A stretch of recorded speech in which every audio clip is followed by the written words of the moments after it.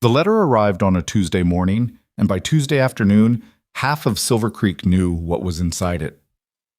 Silas Boone stood in the middle of the post office with his hat in his hands and his jaw locked so tight his back teeth ached. The paper shook. Not from wind, not from cold, but because his hands could not stop trembling. Franklin Mercer's words were printed in clean, deliberate ink, the kind of handwriting a man uses when he wants every word to land like a hammer blow. You will never be good enough for my daughter, not today, not in 10 years. Sign the agreement, transfer the Eastern water rights, and I will make sure this foolishness ends quietly. Refuse, and I will end you publicly. Silas read it twice. Then he folded it slowly, tucked it into his chest pocket, put his hat back on, and walked out into the afternoon sun. He did not look angry. That was the part that frightened people most. Before we go further, if this story already has your heart pounding, subscribe to this channel right now and hit that notification bell. I share stories every week that will make you laugh, cry, and sit in complete silence wondering what you would have done differently. Drop your city and country in the comments below. I read every single one, and I genuinely want to know how far this story has traveled. And if you feel something before this is over, hit that like button. It costs nothing, and it means everything. Now, let's go back to where this truly began. Silas Boone had a particular way of starting his mornings that never changed, not in 11 years of running that ranch alone. He was up before light, not because anyone told him to be, and not because he particularly enjoyed the cold. He did not. He was up because the cattle needed water before the sun cracked the ridgeline, and the posts on the north fence had been slowly leaning for 3 seasons, and there was always something that needed doing before the rest of the world remembered it existed. He was not a complicated man. He would have told you that himself, without any embarrassment. What he was tired. Not the kind of tired that a full night's sleep fixes. The kind that settles into your shoulders sometime around your mid-20s and just decides to live there permanently. His father had died owing debts on this land. His mother had followed 2 winters later, mostly from grief if anyone was being honest about it, and Silas had been 21 years old, standing in frozen ground with a shovel, 2 horses, 43 cattle, and a name that meant almost nothing in a valley that respected only 2 things: what you owned and what you produced. He had spent 8 years turning almost nothing into something, not a great something, not the kind of ranch that made men whistle when they rode past, but the fences held. The cattle were healthy. The roof did not leak unless the rain came sideways, which in Wyoming it sometimes did, and that was simply a fact you accepted and moved on from. He had friends in the way that frontier men have friends. Men you nod to in town, men who will help you pull a steer out of a ditch without being asked. Men who will not bring up your failures unless they are very drunk, and even then they will apologize by morning. That counted for something. What he did not have was a reason to come home at the end of the day that felt like anything more than obligation. He did not talk about that. Not to anyone. The summer the fences came down started with 3 days of rain so heavy the creek jumped its banks and took out 40 yards of the eastern line. When the sky finally cleared on the 4th morning, Silas walked the damage at first light, and the length of what needed doing made something behind his eyes go very flat and quiet. He was used to that feeling. He picked up the first post and got to work. He had been at it maybe 2 hours, alone, the mud still cold under his boots, when he heard someone moving on the opposite bank. Evelyn Mercer was hanging laundry on a line strung between 2 oak trees, working through a basket of wet wool shirts that had to weigh nearly as much as she did. She was not singing, she was not chattering to herself the way some people do when they think no one is watching. She was simply working, folding each piece carefully over the line, smoothing the fabric flat with both hands, moving to the next without wasted motion. Silas had seen Evelyn Mercer probably 200 times in his life. She lived on the property adjacent to his, had lived there her entire 26 years, and he had watched her grow from a quiet girl into a quiet woman without ever once stopping long enough to actually look at her. He looked now. He did not mean to. His hands just stopped moving, and his eyes tracked across the water on their own, and for a long moment he simply stood there in the mud with a fence post in his grip, watching her smooth wrinkles out of a wool shirt with the same careful attention most people reserve for things that matter. He noticed, for the first time, which embarrassed him later, that she had a faint scar along her left forearm, old and faded, the kind children get from climbing things they were told not to climb. He noticed that her boots were cracked at the left toe, but recently resoled, which meant she was practical about money in a way that was not about vanity, but about survival. He noticed that when she finished with the shirts, she reached into the basket and pulled out a child's dress, and she held it up for one brief second longer than necessary, checking the hem with an expression that was not quite sad and not quite tender, but was somehow both at once. He did not know whose dress that was. It occurred to him that there were a great many things about Evelyn Mercer that he did not know, and that this was entirely his own fault. She looked up and caught him staring. He should have looked away. He did not. He was not sure why. She did not look startled, which surprised him. She looked at him with the calm, patient expression of a woman who had learned very early not to let other people's awkwardness become her problem. Then she returned to the laundry. Silas went back to his fence post. He drove it into the earth harder than strictly necessary. By midday, the heat had come up enough that his shirt was soaked through, and he had moved perhaps 30 yards down the fence line, close enough to the creek that he could hear the water clearly. He had been thinking, the kind of scattered, undisciplined thinking that happens when your hands are busy and your mind is left to wander, about what it would actually look like for someone to build a life with Evelyn Mercer. He did not intend to think about this. It happened anyway. He was thinking about the way she had smoothed that shirt, the unhurried certainty of it. There had been no performance in that gesture, no awareness of being observed, no effort to appear capable. She simply was capable, and she moved through the world accordingly, without requiring anyone to notice. Silas knew men who had asked after Evelyn over the years. He had heard it, standing in corners at the general store, overhearing conversations he was not part of and did not seek out. Most of them had lost their nerve before they got anywhere close to Franklin Mercer's front porch. Franklin Mercer was the kind of man who asked hard questions and listened to your answers with the specific expression of a man who has already decided you are insufficient. The ones who had gotten as far as the porch had, reportedly, not lasted long. Silas found himself wondering why. Not whether those men deserved to fail, that was between them and whatever honesty they carried, but whether Evelyn had wanted any of them to succeed, whether she had stood somewhere in that house listening to her father dismantle a man's confidence and felt relief, or disappointment, or simply nothing at all. He was thinking this when he slipped. The creek bank had a shelf of clay just under the surface, hidden by a thin layer of grass, and when his left boot came down wrong, the clay gave way completely, and Silas went sideways with absolutely no dignity whatsoever, one hand grabbing for the fence line that was not yet finished, the other pinwheeling uselessly as he went down the bank and sat down hard in 6 inches of cold water. He sat there for a second in complete stillness. Then he heard it. A sound from across the water, quiet and quickly controlled, but unmistakably a laugh. A real one. Short and involuntary, the kind a person makes when something is genuinely funny and they do not have time to be polite about it first. He looked up. Evelyn Mercer had both hands pressed over her mouth. Her eyes were bright with it. When she saw him looking, she made every visible effort to compose herself, and the effort was a complete failure. "I did not see that," she said with tremendous dignity through her hands. "No," Silas said from the creek bed. "You didn't." "The mud," she said, and her voice cracked slightly on the word, "is particularly bad this year." "It is," he said. She turned away very deliberately, and he could see her shoulders shaking. He sat in the cold water for another moment. Then he started laughing too, quietly, mostly to himself, the rusty kind of laugh that doesn't get used often enough to move smoothly. He could not remember the last time he had done that. Oscat. He climbed out of the creek and went back to work, and neither of them mentioned it again for the rest of the afternoon. But the silence between them had changed into something different from what it had been in the morning. More comfortable, less loaded.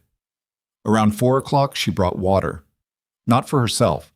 There was a pump behind the Mercer house, and she had been back and forth from it 6 times.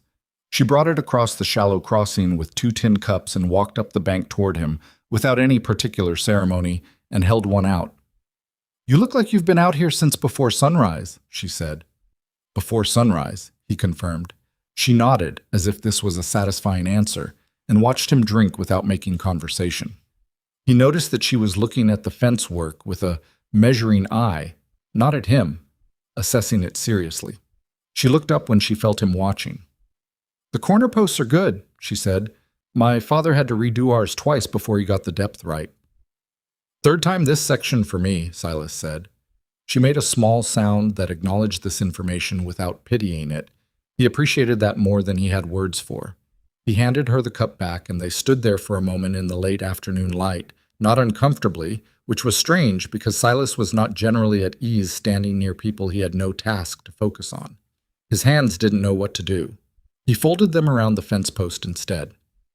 "Whoever ends up marrying you," he said, and he was not sure where it came from, not sure if he meant to say it or if it just fell out of him the way true things sometimes do when your guard is down, "is going to be the luckiest man in this valley." He felt his face go hot the second the words were out, not because they weren't true, because he had said them, and now they were in the air between them, and he had no plan for what happened next. Evelyn did not laugh. She did not look away. She looked at him with the same steady, patient attention she had given the laundry that morning, and something in her expression shifted, not dramatically, not the way it happens in stories, but in the small, quiet way that real things shift when a person decides to stop protecting themselves for just a moment. "Silas," she said carefully, "I've been hoping for a long time that man would be you." The creek kept moving. Somewhere back toward town, a hawk called once and went quiet. Silas stood there with his hands wrapped around a fence post and felt the whole shape of his life rearrange itself in the space of about 10 seconds. He had been lonely for so long that he had stopped noticing loneliness as a separate condition. It had become the weather, always present, rarely remarked upon, simply the air that everything else happened inside of. And in the time it took Evelyn Mercer to say 12 quiet words, the weather changed. He opened his mouth, and what came out was not particularly eloquent. "I didn't know," he said. I should have seen it. I don't know why I didn't see it." "You weren't ready to look," she said simply, without any accusation in it, just truth, offered plainly. He thought about 8 years of mornings, 8 years of watching the Mercer property from a distance, without once wondering what the life inside it looked like for the woman who lived it. Not because he was cruel, because he had been so bent over his own survival that everything else had blurred into background. "I'm looking now," he said. She held his gaze for a moment. Then the corner of her mouth turned up, slightly, the same way it had when she was fighting the laugh by the creek, and she reached out and picked up the empty tin cups. "Then I suppose," she said, "you'd better not look away." She walked back down the bank and across the water with the cups in her hand, and Silas watched her go, and the fence post was still in his grip, and the mud was still cold, and the sun was still moving west the way it always did. Everything was exactly the same. Nothing was the same at all. He did not sleep well that night, not because he was unhappy, because something that had been shut for a very long time was now open, and open things are drafty, and drafts keep you awake. He lay in the dark of the ranch house and thought about Franklin Mercer. Franklin Mercer was 61 years old, and he was the kind of man who had built real wealth on this frontier, not quietly, the way Silas was doing it, but loudly, intentionally, with the specific energy of a man who needed the valley to understand his scale at all times. His land ran twice the length of Silas's. His cattle operation was the largest in the county. He had opinions about every family in Silver Creek, and he delivered them with the confidence of a man who had never been seriously wrong about anything that could be measured in dollars. Silas had never had a real conversation with Franklin Mercer. They had exchanged the standard courtesies: good morning at the feed store, a nod at the creek crossing, the occasional exchange about cattle prices. But Franklin Mercer spoke to Silas the way successful men sometimes speak to men who are still climbing, with a politeness that contained no warmth and revealed, without saying so directly, a precise and settled estimation of your worth. The estimation was, not enough, not yet, possibly not ever. Silas had accepted this the way he accepted most things, as a fact about the landscape, immovable, requiring navigation rather than argument. Now, lying in the dark, he thought about Evelyn saying, "I've been hoping it would be you," And he thought about her father's cold, measuring eyes, and he understood that those two facts were headed for a collision that he could not prevent. He could only decide which side of it he intended to stand on. He was not a brave man in the way that stories usually mean when they use that word. He had never been in a fight that meant anything. He had never drawn a gun except at a fence post to test the aim, which was poor, and he had never stood in front of a crowd and spoken. He was a man who was good at quiet, grinding work, at solving problems with his hands, at getting up after things failed and starting again without complaint. Whether that added up to enough for Franklin Mercer, for Evelyn, for the version of himself he wanted to be, he did not know. He knew one thing: he was tired of letting fear make his decisions for him. He had let it make decisions for 8 years. Fear of more loss, fear of more debt, fear of wanting something and having it taken. And what had it produced? A functional ranch? A workable life.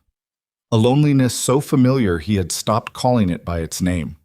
He thought about Evelyn smoothing that shirt, the small, deliberate movements of someone who cares about doing things right even when no one is watching. He thought about her eyes by the creek when she caught him staring and chose not to look away. He made a decision in the dark, in the particular way that real decisions get made. Not with a speech, not with fanfare, just a quiet internal shift from one position to another that a man barely feels in the moment, but that changes the entire direction of his movement going forward. He was going to do this properly. He was going to do this honestly. And Franklin Mercer was going to have to look him in the eye and make his case, because Silas was done pretending that another man's assessment of his worth had any business deciding how he lived. He closed his eyes. Outside, the creek moved in the dark. The same creek where everything had changed that afternoon, carrying water down from the mountains the way it had for 1,000 years. Indifferent and faithful, going where it was going regardless of who stood watching from the bank. For the first time in longer than he could clearly remember, Silas Boone fell asleep feeling like tomorrow was actually worth arriving at. He did not know yet what Franklin Mercer had already decided. He did not know about the letter. He did not know that the man across the creek had been watching his property and calculating his worth for 3 years, and had arrived at a number, and that the number was not in Silas's favor, and that Franklin Mercer was the kind of man who moved first when he felt a situation developing that he intended to control. The letter was already written. It was sitting on Franklin Mercer's desk in a sealed envelope waiting for morning. And morning, in Silver Creek, came very fast. The letter arrived while Silas was still pulling his boots on. He heard the rider before he saw him. Hoofbeats coming fast up the access road. Not the casual pace of a neighbor passing through, but the deliberate speed of someone with a specific destination and no interest in being delayed. By the time Silas got to the door, the rider had already dropped an envelope on the porch step and turned his horse around without dismounting, without knocking, without any of the ordinary courtesies that people in Silver Creek generally maintained even when the business was unpleasant. Silas recognized the horse. It belonged to the Mercer Ranch. He stood in the doorway for a moment with his left boot half on, looking at the envelope on the step, the way you look at something you already know is going to cost you something before you've even opened it. Then he bent down, picked it up, and read it standing there in the morning cold with one boot on and one boot off. And his jaw tightened with every line until by the end of it, his back teeth were pressed together hard enough to ache. He read it twice. Not because he missed anything the first time, because he wanted to be absolutely certain he understood what Franklin Mercer had done. The man had not waited, had not come in person, had not even had the basic decency to deliver the letter himself. He had sent a hired rider at first light, before Silas had eaten breakfast, before the sun was fully over the ridge, with a piece of paper that reduced everything Silas had built in 8 years to an insufficient sum and offered him a transaction in place of a conversation. Sign the agreement, transfer the Eastern water rights, and I will make sure this foolishness ends quietly. The Eastern water rights, the creek access that fed the North pasture through July and August, the 2 driest months of the year. Without it, his cattle operation was not merely smaller, it was not viable. Franklin Mercer knew that. He had known it for years, which meant he had been holding that knowledge the way a man holds a card, patient and quiet, waiting for the right moment to lay it on the table. The right moment, apparently, was the morning after his daughter had told Silas Boone that she had been hoping it would be him. Silas folded the letter, put it in his chest pocket, put his other boot on, and walked to the barn to start the morning feeding, because the cattle did not care about Franklin Mercer's letters, and they needed water before the sun came up properly, and there was nothing to be done about any of it on an empty stomach with shaking hands. He fed the cattle. He checked the north fence posts he had reset the day before. He pumped water until his shoulders burned. He did all of it mechanically, letting the familiar work run through his body while his mind worked on the problem the way it worked on broken equipment, methodically, without panic, identifying what was broken, assessing what it would take to fix it, calculating whether he had the resources. The problem, stripped to its bones, was this. Franklin Mercer was not merely a disapproving father. He was a man who had already decided the outcome and was now applying pressure designed to make Silas either comply or break before he could gather himself. The water rights move was not accidental, it was a message. I can take what you need most, and I will. And there is nothing you can do about it legally, because the deed language favors me and you know it. It was the kind of move that worked on men who were afraid, men who were already unsure of themselves, men who would weigh the cost of the fight against the cost of walking away and choose the smaller wound. Franklin Mercer had looked at Silas Boone for 8 years and concluded with some confidence that he was that kind of man. Silas spent the morning deciding whether he was going to prove him right. He did not go to Evelyn first. That was the thing he was most careful about, because his instinct was to cross that creek immediately, to find her, to tell her what her father had done, and the instinct was wrong, and he knew it. Going to Evelyn first would put her in the middle of something that she should not have to carry, would force her to choose sides before she'd had any chance to understand the shape of what was happening, and would give Franklin Mercer exactly the kind of fracture to exploit that men like him were very good at exploiting. He went instead to see Caleb Hurst. Caleb was 53 years old and had been ranching the valley for 30 of them, and he was the closest thing Silas had to a mentor, though neither of them would have used that word. He was a wide, slow-moving man with a face like weathered saddle leather and the specific patience of someone who had seen most varieties of human foolishness and had learned to observe them without surprise. He had known Silas's father. He had watched Silas take over the Boone land at 21 without once suggesting the boy wasn't up to it, which was a form of respect that Silas had never forgotten. Silas found him mending harness in his barn and handed him the letter without preamble. Caleb read it slowly. He read it the same way he did everything, without rushing, without performing any reaction, simply taking the information in and letting it settle. When he finished, he folded it along the existing creases and handed it back.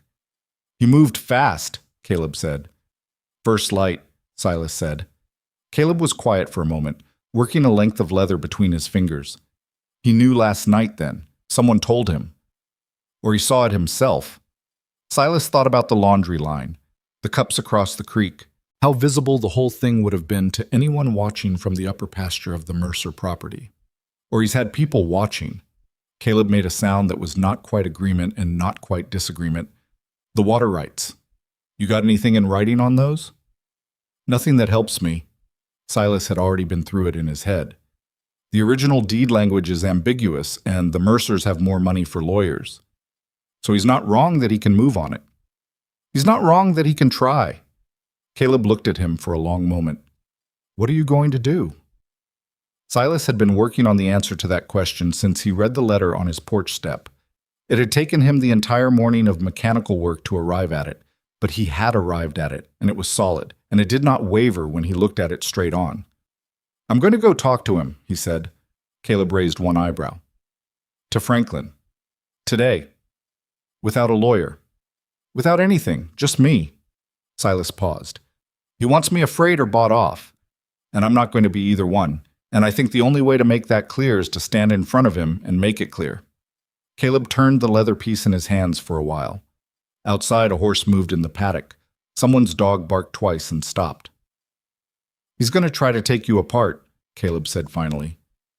"Piece by piece, your land, your finances, your family history. He does that. He did it to Reardon's boy 2 years ago when he wanted that south grazing lease, and that boy had lawyers. Came out of that meeting half the size he went in." "I know. You're sure you want to walk in there today? Not wait. Not build a case first." "If I wait," Silas said, "he'll have already made 3 more moves. He didn't write that letter to start a negotiation. He wrote it to set a clock." Caleb was quiet again. Then he put down the harness and looked at Silas with the direct, undecorated attention he rarely gave anything. "Your father would have waited," he said, "thought it through another week, wrote 3 drafts of a response." He paused. "Your father also lost the North grazing rights to Mercer in 1871 while he was thinking about it." Silas looked at him. "Go," Caleb said, "but don't go angry. Angry men make speeches. You don't need a speech. You need him to understand that you are not going to move." He crossed the valleys to the Mercer Ranch in early afternoon, and he rode at a regular pace, not fast, not slow. He had changed his shirt because it seemed like the kind of situation where a man should show up in a clean shirt, and he had not rehearsed anything because rehearsed things sound rehearsed, and Franklin Mercer was too sharp to miss it. The Mercer main house was a substantial structure. 2 stories, wide porch, the kind of solid, deliberate construction that announces itself without apology. 2 ranch hands were working near the east barn, and both of them looked up when Silas rode in, and neither of them said anything, which told him they had been told to expect someone. He tied his horse at the post and walked to the front door and knocked. The woman who answered was Margaret Mercer, Evelyn's mother, a thin, carefully composed woman in her mid-50s whom Silas had spoken to perhaps 5 times in his life. She looked at him with an expression that was caught precisely between courtesy and anxiety, and for a moment neither of them spoke. "Is he in?" Silas asked. "He's in the study," she said. Then, quietly, not quite a warning and not quite an apology, "He's expecting you." She stepped back to let him in. The study was at the back of the house, and Franklin Mercer was standing when Silas entered, not sitting behind his desk in the position of settled authority, but standing at the window with his hands clasped behind his back, looking out at his land the way men look at things they have spent their lives acquiring. He did not turn around immediately. That was deliberate. Silas understood it was deliberate and stood in the middle of the room and waited, because rushing to fill silence is what people do when silence makes them uncomfortable, and he was not going to be uncomfortable. Franklin turned after a long moment. He was a big man, not in height, but in the particular density of someone who had spent decades being the most important person in every room he entered. His face was angular and composed, and his eyes were the same steady gray that Evelyn had, except where hers held warmth, his held assessment. "Boone," he said. "Mr. Mercer." A pause. Franklin gestured toward a chair with the contained courtesy of a man who will offer you comfort while making certain you understand the offer is conditional. Silas sat. Franklin sat behind the desk. "I assume you received my letter." "I did." "And?" Silas took the letter out of his chest pocket and set it on the desk between them, unfolded.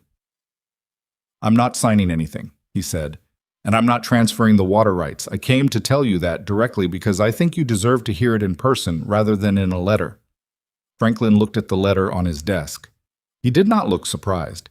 He had not expected compliance. Silas understood that now. The letter had been a probe, not an ultimatum, a way of measuring what kind of man he was dealing with before the real conversation began. "You understand," Franklin said, "that I can pursue those rights through the county deed office, and the outcome will very likely favor me." "You can try," Silas said. "That'll take time. Cost both of us money. Probably end up in front of a judge who'll look at ambiguous language and split it down the middle, and then we'll both have spent 2 years on something that neither of us fully wins." He paused. "I don't think that's actually what you want." Franklin's expression shifted, barely, the way a river changes its surface when the depth underneath changes. He had not expected Silas to come in with analysis. He had expected either submission or anger, and both of those were manageable. This was something he needed to recalibrate for. "What I want," Franklin said, and his voice was very level, "is for my daughter to be settled with a man who can provide for her appropriately, a man whose land is not in question, whose finances are stable, whose future is not contingent on a single decent cattle season." "That's fair," Silas said. Franklin blinked. He had not expected agreement. "Those are fair things to want for her," Silas continued, "and I'm not going to sit here and tell you I'm wealthy, because I'm not. I'm not going to tell you the ranch is without risk, because ranching is always risk.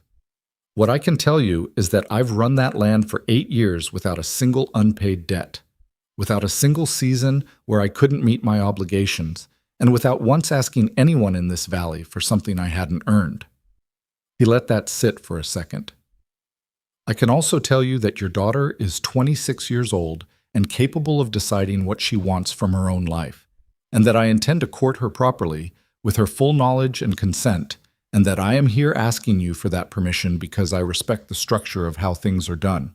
But I want you to understand something clearly." He leaned forward slightly. "I am asking. I am not requesting your approval as a condition of my pursuit. If you say no, I will tell Evelyn that I asked and you refused, and she will make her own decision from there. I think you know your daughter well enough to know what that decision will be." The room was very quiet. Franklin Mercer sat behind his desk and looked at Silas Boone for a long time. The kind of look that travels all the way through a person, checking the structural integrity, looking for the place where a man will give way under pressure. "You're more direct than I expected," Franklin said at last. "I don't have time not to be." Another silence. Franklin stood up and moved to the window again, which Silas now understood was something he did when he was actually thinking rather than performing. When he was at his desk, he was in control of the scene. When he stood at the window, he was genuinely working something out. "My daughter has had opportunities," Franklin said to the glass. "Men with more land, better prospects." "I know. She refused all of them." "I know that too." Franklin turned halfway. "Did she tell you why?" "No," Silas said honestly. "She said—" Franklin stopped. Something crossed his face that was not quite anger and not quite grief, but was adjacent to both. "She said none of them saw her. She said they saw what she could manage, what she could carry, what she could produce for a household. But none of them actually saw her." He paused. "She was 23 when she said that to me, and I did not know what to do with it." Silas was quiet. "Yesterday," Franklin said, "my foreman told me he watched you stand at your fence line for 20 minutes, just looking at her while she hung laundry. He said, you looked like a man who just realized something he should have known years ago." He turned fully. "Were you?" The directness of the question landed unexpectedly. Silas did not reach for anything polished. "Yes," he said, "that's exactly what I was." Franklin looked at him for a long moment. The assessment was still there, but it had shifted into something slightly less adversarial. Not approval, not yet, but the particular look a man gives when he is updating his evaluation and finding the new version more complicated than the previous one. "The water rights," Franklin said. "I'll hold on those, for now." "I appreciate that." "Don't thank me." His voice came back sharp. "I'm not doing you a favor. I'm buying time to decide whether you're worth the favor." He moved back toward his desk. "You can call on her on Sunday afternoons, not before. My wife will be present for the first 3 visits. After that, we'll review the situation." "Those terms are acceptable," Silas said. "They're not terms. They're conditions." Franklin sat down. "There's a difference." Silas stood. "Thank you for seeing me." "Boone." Franklin said it when Silas was almost at the door, and something in the tone made him stop and turn. Franklin was looking at him with an expression that was still guarded, still calculating, but underneath it, just barely visible, like something alive under ice, was the expression of a father who loves his daughter and is afraid of getting this wrong. "If you hurt her," Franklin said quietly, "I will not need lawyers." "I understand," Silas said. He walked out through the house and past Margaret Mercer, who was standing in the hallway with her hands folded, and she looked at him with an expression that told him she had heard every word through the study door and had chosen not to move away from it. She did not say anything. She simply looked at him with something that might, in the right light, be called cautious hope. He untied his horse and rode home. He did not see Evelyn until Sunday. 4 days. He went back to his fences, back to his cattle, back to the ordinary grinding labor of keeping a ranch operational through the tail end of summer. He worked longer hours than usual, not because there was more to do, but because the hours between dusk and sleep had become difficult to sit inside of. The ranch house was quieter than it had ever seemed. He ate at the table alone and noticed for the first time that he had only 1 chair. He ordered a second chair from the hardware store in town on Thursday. The man behind the counter did not ask what it was for, but he smiled in a way that suggested he had already heard something, because Silver Creek was a small valley, and nothing traveled faster through a small valley than the news that Silas Boone had walked into Franklin Mercer's study alone and walked out standing upright. Caleb came by Friday morning, and they worked the north fence together without discussing the Mercer situation, which was Caleb's way of showing support, not by asking, but by showing up with his tools and his silence and putting in a solid half-day of labor at a man's side. At one point, without looking up from the post he was setting, Caleb said, "Heard you went over there?" "I did," Silas said. "Heard you came out." "I did." Caleb nodded. They worked for another hour without speaking. When they stopped for water, Caleb said, "Your father would have been pleased," and then went back to his fence post, and that was the entirety of the conversation. Sunday came the way Sundays come when you are waiting for them, slowly and then all at once. "Okay." Margaret Mercer answered the door and led him into the front parlor, which was a room that felt like it was used specifically for occasions that required presenting oneself correctly. It had good chairs and curtains that had been chosen deliberately, and a braided rug that was too nice for everyday use. Silas sat on the edge of one of the good chairs with his hat on his knee and felt approximately 14 years old. Evelyn came in from the kitchen. She was wearing a dark blue dress that he had not seen before, or perhaps had seen and never registered, and her hair was up, and she looked exactly like herself, which was the most settling thing about her. She did not become a different person in formal situations. She sat in the chair across from him with her hands in her lap and looked at him with the same direct, patient attention she had given him by the creek, and the tightness in his chest eased about 30% immediately. Margaret sat in the corner with her mending and performed the very impressive act of being present while somehow creating the impression of not listening. "You went to see my father," Evelyn said. "I did." "He told me." She looked at him steadily. "He didn't tell me what was said." "I asked permission to call on you." He gave it. Silas paused. He wasn't easy about it. He's never easy about anything. There was something complicated in her voice. Not resentment, but the long familiarity of someone who knows a difficult person thoroughly and has accepted them without pretending the difficulty isn't there. "Were you?" "Probably not," he said honestly. "I wasn't planning on being difficult, but he set the terms of how it was going to go, and I didn't agree with the terms." "What did he say?" "He suggested I sign something that would have compromised the ranch, in exchange for ending his objection to—" He stopped, found the right word. "To this." Evelyn was very still. "The water rights," she said. "You know about that. I know about most things that happen on this property." She said it without pride, just as information. "I knew about the letter before you did, probably. He drafted it at the dining room table Wednesday night. I saw it." A pause. "I didn't know what to do with it. I almost—" She stopped. "Almost what?" She looked at her hands for a second. "Almost came across the creek myself. To warn you." She looked back up. "But I thought if I did that, it would make it easier for him to say that I was the one making decisions that weren't mine to make. So I didn't." "You were right not to," Silas said. "This needed to be between him and me." "I know." She was quiet for a moment. "How did it end?" "He's holding on the water rights for now." He paused. "He wants to see how this goes before he decides anything further." Evelyn nodded slowly. She was doing the thing he had noticed by the creek, processing information thoroughly before responding, not filling silence with sound just to occupy it. "Silas," she said, "I need you to understand something." "All right." "My father is not the villain of my life.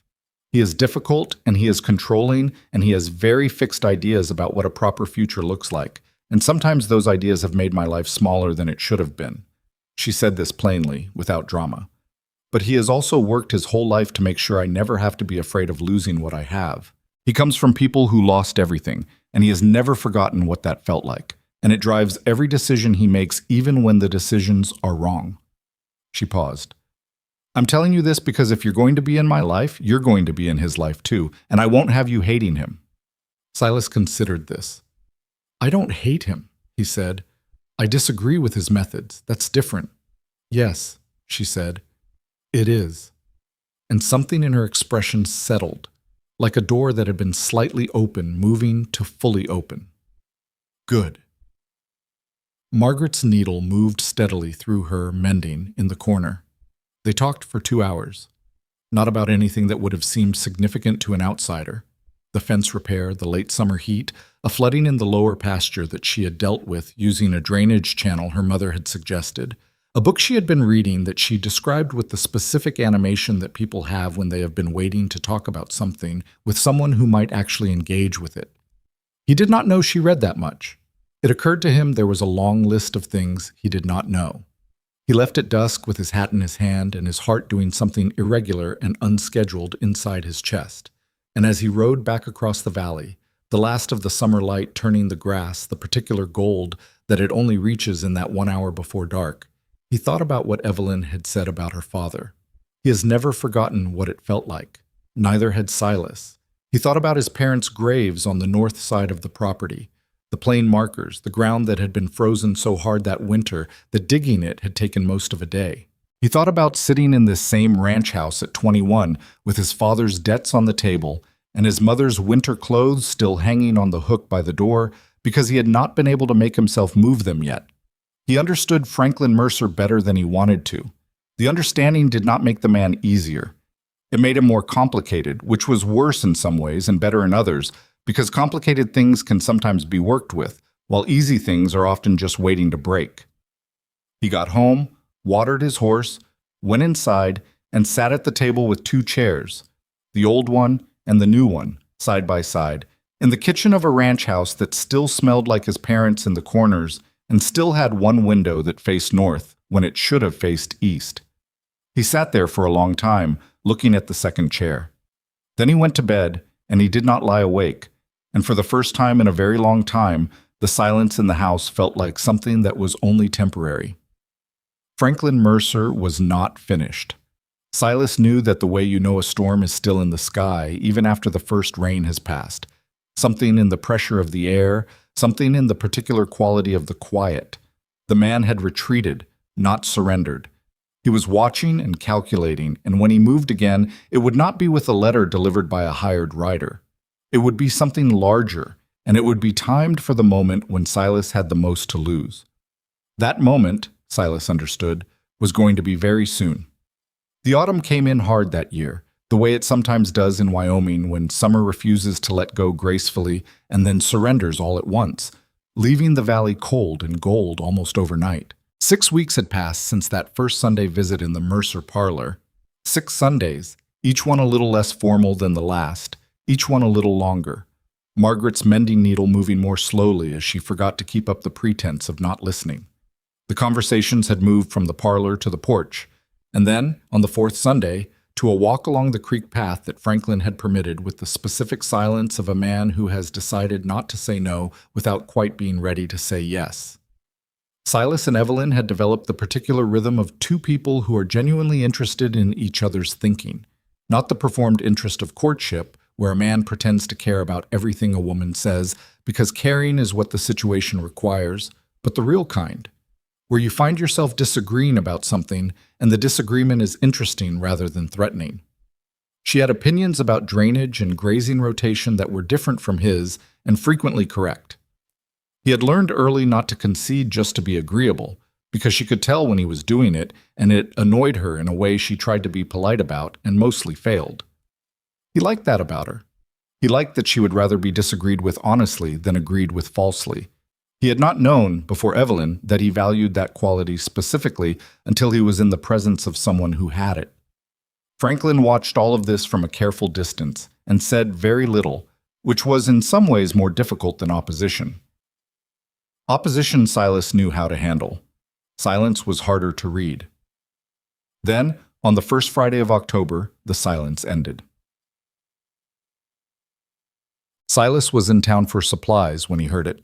He was at the feed store loading sacks into the wagon bed when Pete Holloway, who ran the store and knew everything that happened in Silver Creek approximately 4 hours before it happened, leaned over the counter with the careful neutrality of a man delivering news he knows will not be well received. "Heard something this morning you ought to know," Pete said. Franklin Mercer had dinner with George Aldridge last night. Silas set down the sack he was holding. George Aldridge was 41 years old and owned the largest spread in the next county east. He was recently widowed, and he had more land and more cattle than anyone in the Silver Creek Valley. And he had a reputation as a man who decided what he wanted and applied sustained, methodical pressure until he got it. He was not unpleasant. He was simply very deliberate. The kind of man Franklin Mercer respected in the way he respected anything that resembled a mirror of his own values. "Just dinner?" Silas asked. Pete's expression said the answer was no, but his mouth said, "Aldridge brought his son along, Thomas, 28, just finished running his father's northern operation for 2 seasons. A pause. He asked after Evelyn. Silas put both hands flat on the wagon board and looked at the street for a second. A dog crossed between 2 horses without being stepped on. A woman in a gray coat came out of the dry goods store with a bundle. Ordinary Friday morning in Silver Creek, everything exactly as it always was. "When?" he said. "Thomas is coming to Sunday service," Pete said. "Word is Franklin's invited him to dinner after." Sunday. 2 days. Silas picked up the remaining supply sacks and finished loading the wagon with the precise, controlled movements of a man who is not going to react in public in a way he will need to explain later. He drove home. He unloaded the supplies. He went out to the south fence and worked for 2 hours on a section that didn't urgently need it, because his hands required something to do while his mind caught up with the situation. What Franklin had done was not subtle. It was not meant to be. It was a move designed to be visible, designed to reach Silas's ears before Sunday, designed to create exactly the pressure that was currently sitting on his chest like a piece of heavy equipment. It was a message delivered not through a letter this time, but through the Valley's own information network, which Franklin understood better than most men and used with the precision of long practice. The message was, "I have not decided in your favor. I am still deciding, and I have other options." Silas understood all of that. What he had not yet worked out was what he intended to do about it. He went to see Caleb that evening. Caleb listened to the whole thing without interrupting, which was one of his more valuable qualities. He sat on his porch with a cup of coffee gone cold in his hand and his eyes on the middle distance, and when Silas finished, he was quiet for long enough that the silence became a specific kind of answer. "He's not going to stop," Caleb said finally. "You understand that. Even if Aldridge doesn't work out, there'll be someone else. He'll keep finding someone else until either you make a move he can't work around, or Evelyn gets tired of being managed and makes it herself." "I know," Silas said. "So the question isn't about Aldridge?" "No." Caleb looked at him sideways. "The question is how long you're going to court this woman before you ask her to marry you." The words sat in the cold evening air between them, very plain and very clear. Silas had thought about it. He was not a man who avoided his own thoughts, not even the inconvenient ones. He had thought about it on 6 Sunday evenings riding home in the dark, and he had thought about it lying in the ranch house listening to the wind, and he had thought about it this morning when he put his hands on the wagon board and looked at the ordinary Friday street and understood that ordinary and permanent are not the same thing. The reason he had not moved yet was not uncertainty about Evelyn. He was not uncertain about Evelyn. The reason was the same thing that had kept him from looking at her properly for 8 years, the deep, old, structural fear of wanting something completely and then losing it.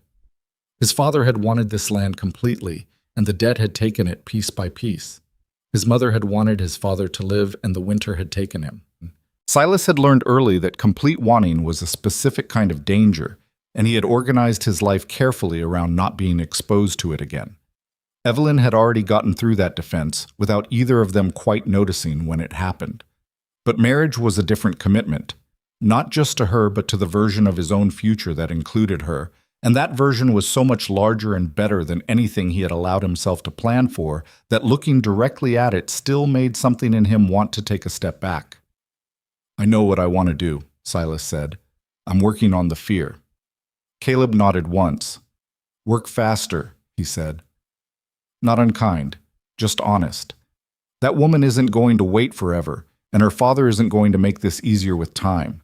He's going to make it harder, because harder is the only gear he has. He picked up his cold coffee and looked at it, and set it back down.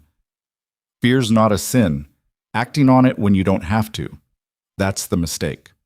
Silas rode home in the dark and went directly to the small chest in his bedroom that had belonged to his mother, and he opened it for the first time in 4 years, and he took out the ring that was wrapped in a piece of cloth in the bottom corner, a simple gold band with a small stone, nothing extravagant, the kind of ring a man gives when what he is offering is himself rather than a demonstration of his resources. He held it for a while. Then he put it in his coat pocket. He went to bed without deciding anything, but the ring was in his pocket in the morning when he woke up, and he left it there. But Sunday arrived. He was at the Mercer house at the usual time, mid-afternoon, and he knew immediately when Margaret opened the door that something had already happened that morning. Her expression was careful in a way that was different from its usual careful, not the measured propriety of a woman managing a formal situation, but the specific carefulness of someone who is trying very hard not to show which side of something she is standing on. "Evelyn is in the parlor," she said. "Franklin is in the study." "Is he expecting me?" Silas asked. "He knows you're here," she said, which was not the same answer. He went to the parlor. Evelyn was standing at the window, not sitting in the chair where she usually sat, but standing, looking out at the yard with her arms crossed loosely over her chest, and when she turned at the sound of his step, her face carried the particular tension of someone who has been managing anger quietly for several hours and is running low on the management. "He invited George Aldridge's son to service this morning," she said, without preamble. "I heard. He sat with us, in our pew." She said it with a flatness that communicated exactly how deliberate that placement had been. "My father introduced him to me after service as though it were the most natural thing, as though the last 6 Sundays had not happened." "What did you do?" Silas asked. "I was polite," she said. "I was raised to be polite, and I have not yet found a way to be otherwise in public without it reflecting poorly on my mother, who does not deserve that." She paused. "Thomas Aldridge is perfectly pleasant. That is actually the worst thing about the whole situation. If he were terrible, it would be simple." "I know." She looked at him then, really looked, the direct way she had, not performing patience or waiting for him to lead. "Silas, I need to understand where you are." He did not pretend not to understand the question. "I know," he said again, and this time it meant something different, and she heard the difference. "Because my father is not going to stop applying pressure," she said. "And I can resist it. I have been resisting it for 3 years, longer probably. But I cannot resist it indefinitely while also not knowing what I am resisting it for." Her voice was level and honest, and it cost her something to say it that plainly he could tell. "I am not asking you to be something you're not ready to be. I am asking you to tell me truthfully where your mind is." The room was quiet. From somewhere in the back of the house came the low sound of Franklin Mercer moving in his study, a door, a drawer. Silas reached into his coat pocket. He had not planned this room or this moment. He had not planned any of it. He had a vague idea of the creek, of returning to where things began, of a better setting than a parlor with anxiety in the walls and Franklin Mercer 20 feet away behind a closed door.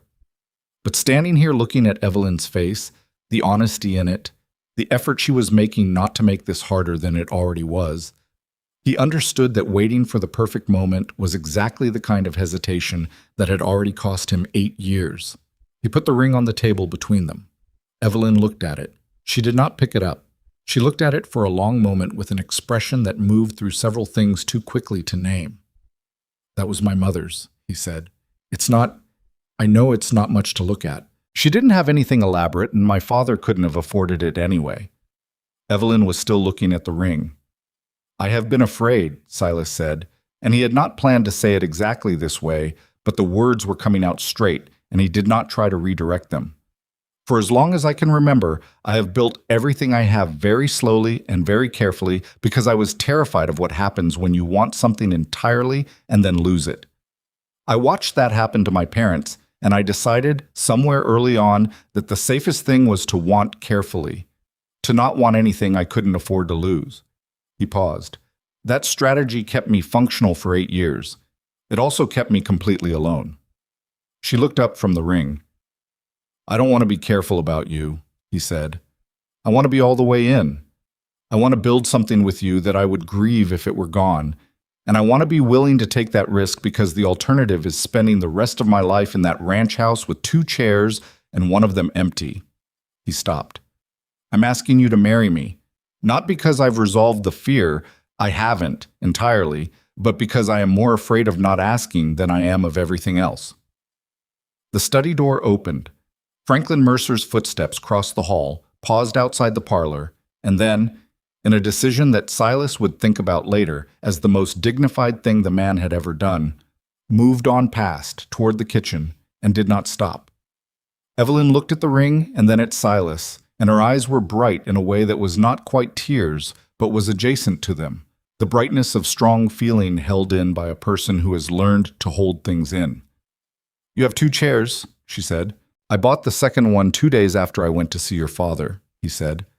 "I have been eating dinner across from an empty chair for 6 weeks."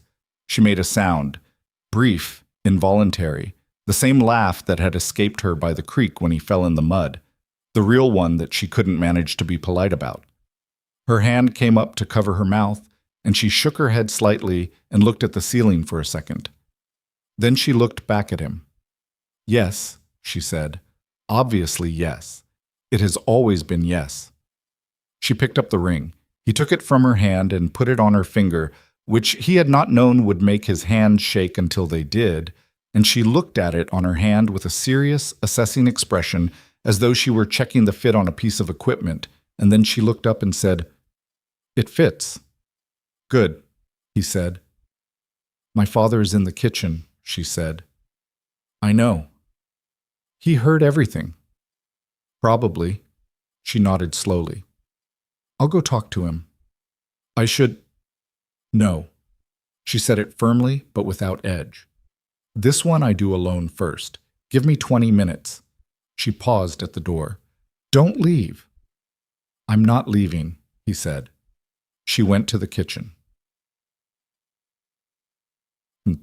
He stood in the parlor alone and listened to the house. He could not hear words, the walls were thick, but he could hear the shape of the conversation.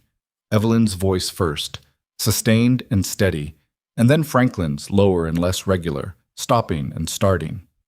At one point, there was a long silence that lasted long enough to become its own kind of tension, and then Evelyn's voice again, quieter, and then another silence, shorter. Margaret appeared in the parlor doorway. She had her hands folded in front of her, and she looked at Silas with an expression that was the most unguarded he had seen on her face in all the months of Sunday visits. "She's been waiting for that ring since she was 23 years old," Margaret said quietly. "I don't mean your ring specifically. I mean, someone asking her that question and meaning it entirely." She paused. She knew the others didn't mean it entirely. "Did she know I did?" Silas asked. Margaret smiled, small and real. "She told me the evening of your fence line conversation that you were finally looking at her properly. She said she could tell because you looked. She used the word undone.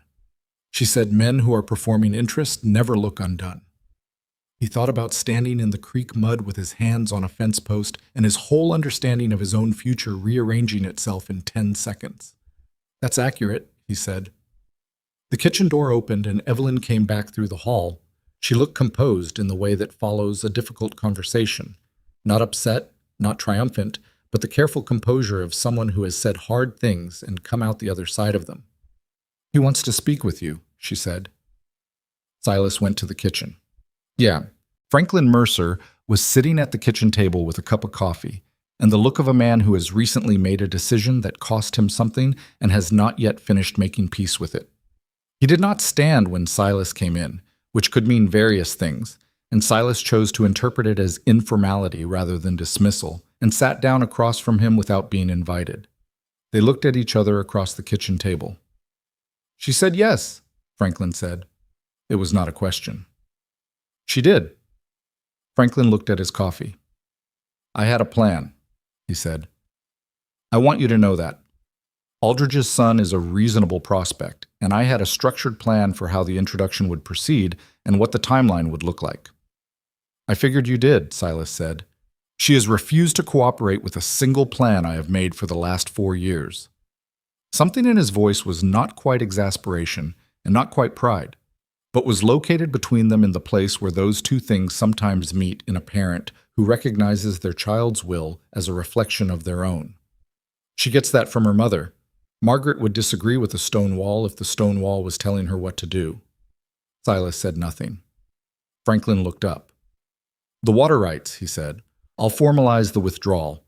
I'll have my man draw up a document that clarifies the access as shared permanently. It will be filed with the county." He said it the way he said everything. Not softly, not warmly, but with the complete directness of a man who is not accustomed to making concessions and is trying to do it without losing the entire architecture of his self-presentation. "That's," Silas started. "It's not a gift," Franklin said sharply. "It's what's right. It should have been clarified in the original deed language, and it wasn't. And I used that ambiguity as a weapon, and I am aware that it was not my finest moment." The kitchen was quiet. "Thank you," Silas said. Franklin nodded once, curtly, and looked back at his coffee. Then he said, in a voice that was so quiet it was almost hard to hear, "She is my whole life. You understand that. Everything I've built, everything I've held on to, every decision I have made that was wrong as well as right, she is the reason I kept doing it after the early years, when it would have been easier to stop."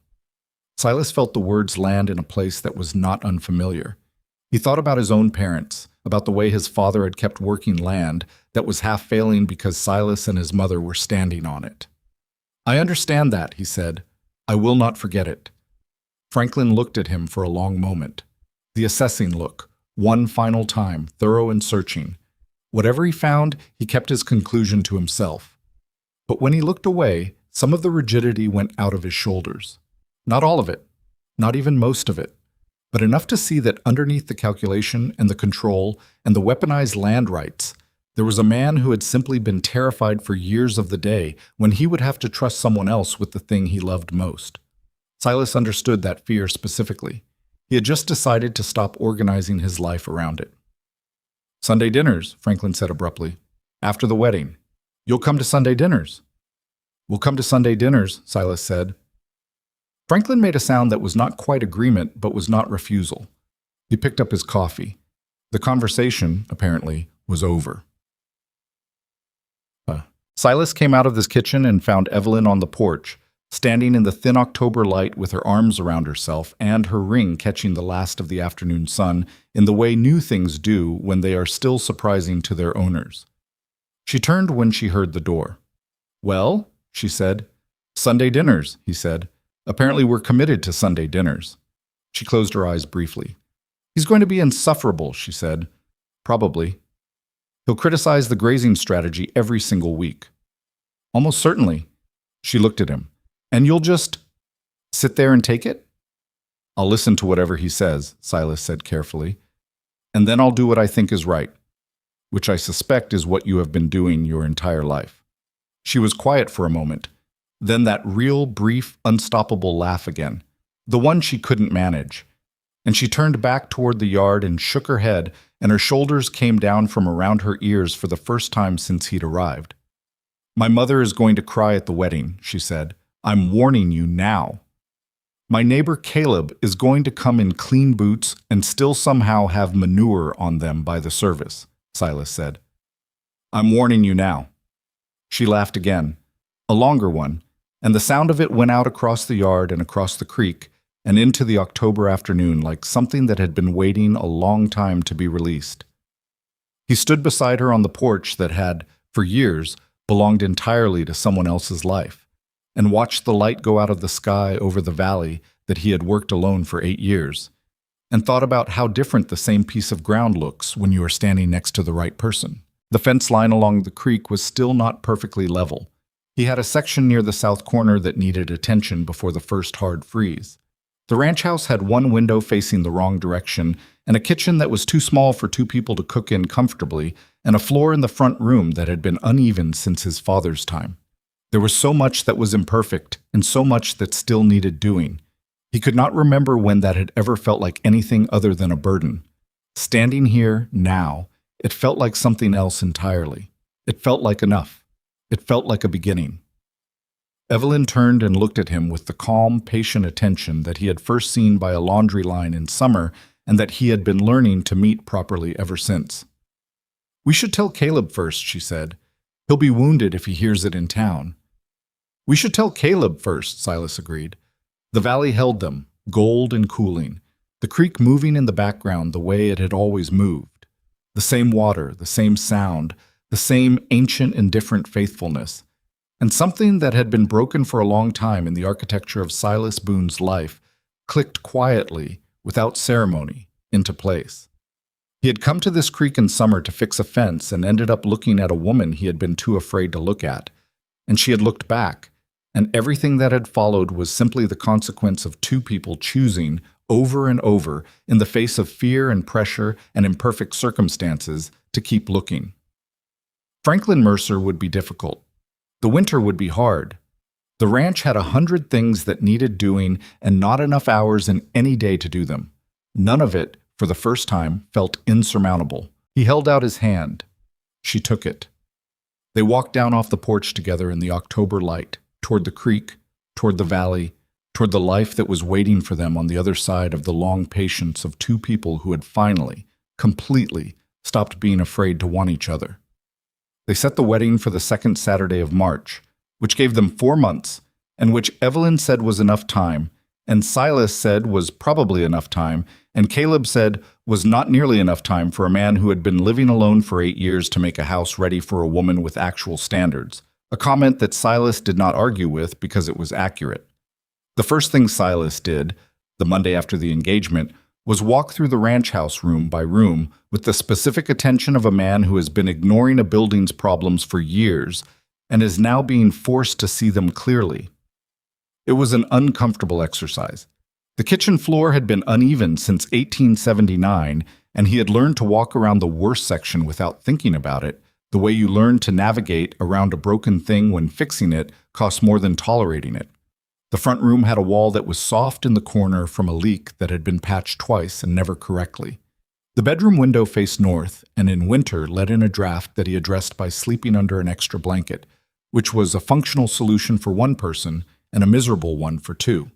He stood in the middle of the front room with a list and a pencil and wrote down everything honestly, without the mental adjustments he had been making for years, and the list ran to 2 full pages before he was done. He sat at the kitchen table, the old chair, the new one across from it, and looked at the list for a long time. Then he did the arithmetic on what he could afford, what he could do himself, and what he would need help with. And when the arithmetic was finished, he put the list in his coat pocket and went to find Caleb. Caleb read the list without comment. He turned the pages over twice, made a small sound that communicated something between sympathy and amusement, and handed it back. "The floor's the worst of it," he said. "Everything else is manageable." I figured. "I can help with the framing on the wall. My brother-in-law is decent with floors. He redid his own place 2 years ago, came out level." Caleb paused. "That window, the north-facing one." "I know." "You moving it, or just weatherproofing it?" Silas had been thinking about this since the walkthrough. "Moving it," he said. "I want to put it on the east wall, above where the bed is." Caleb raised an eyebrow. "She gets up before I do," Silas said. "Even on Sundays, she's up before most people start thinking about it.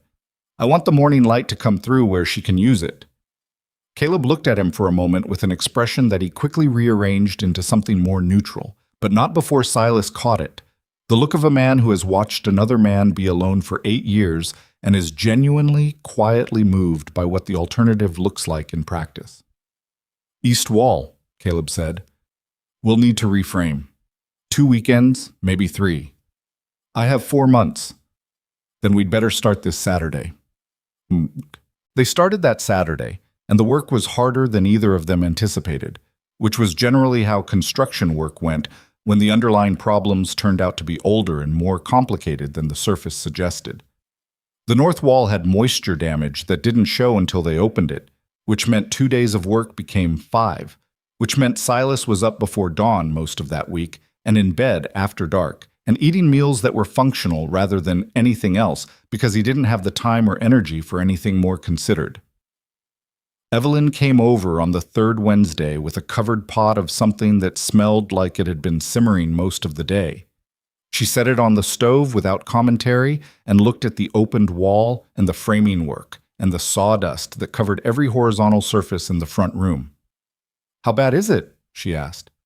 "Could be worse," Silas said, which she had already learned was his version of, "It's pretty bad."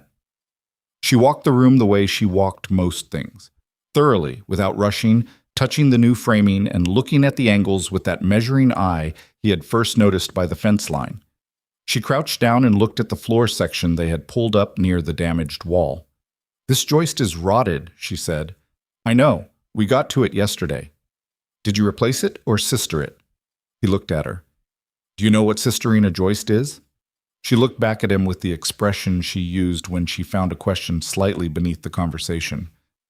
"My father built half his outbuildings himself. I handed him tools from the time I was 7. A pause.